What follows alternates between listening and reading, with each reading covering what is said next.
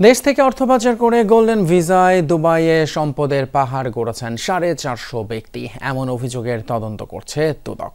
এর মধ্যে 70 জনকে শনাক্ত করে তাদের আয়কর নথি তলব করে এনবিআরে চিঠি পাঠানো হয়েছে। একইভাবে পাচারের অভিযোগে ক্রিকেটার সাকিব আল হাসানের দুর্নীতির খোঁজে বিভিন্ন দফতরে পাঠিয়েছে চিঠি। সংস্থাটির কমিশনার জানান, পাচারকারীদের ধরতে কঠোর অবস্থানে দুদক। বাছাইকৃত লাল সরিষার দানা থেকে তৈরি হয় প্রাণ সরিষার তেল, আসল ঝাঁঝে আসল স্বাদে।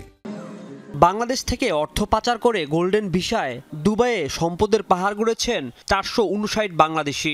তাদের নামে 972টি প্রপার্টি কেনার তথ্য এসেছে দুদকের কাছে।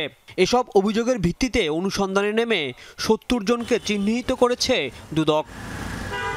এই 70 জনের ক শনাক্তকরণ নম্বর বা TIN সহ সংশ্লিষ্ট নথি চেয়ে এনবিআর এর কাছে তথ্য চেয়েছে সংস্থাটি। আসুন দুর্নীতি প্রতিরোধ করি। একইভাবে অর্থ পাচার ও শেয়ার কেলেঙ্কারির অভিযোগে ক্রিকেটার সাকিব আল হাসানের তথ্য চেয়ে সিকিউরিটি অ্যান্ড এক্সচেঞ্জ কমিশন সহ বিভিন্ন দপ্তরে চিঠি পাঠিয়েছে দুদক। এই বিষয়ে অনুসন্ধান আছে এবং অনুসন্ধান কার্যক্রম আমাদের যে টিম গঠন করা হয়েছে তারা এই সংক্রান্ত দালিলিক প্রমাণাদি সংগ্রহের জন্য যা যা করণীয় সবই করবেন। এদিন সাংবাদিকদের প্রশ্নের জবাবে দুদক কমিশনার জানান, পাচার হওয়া অর্থ ফেরাতে আইনি সবগুলো ধাপ ব্যবহার করা হচ্ছে, ছাড় পাবে না পাচারকারীরা।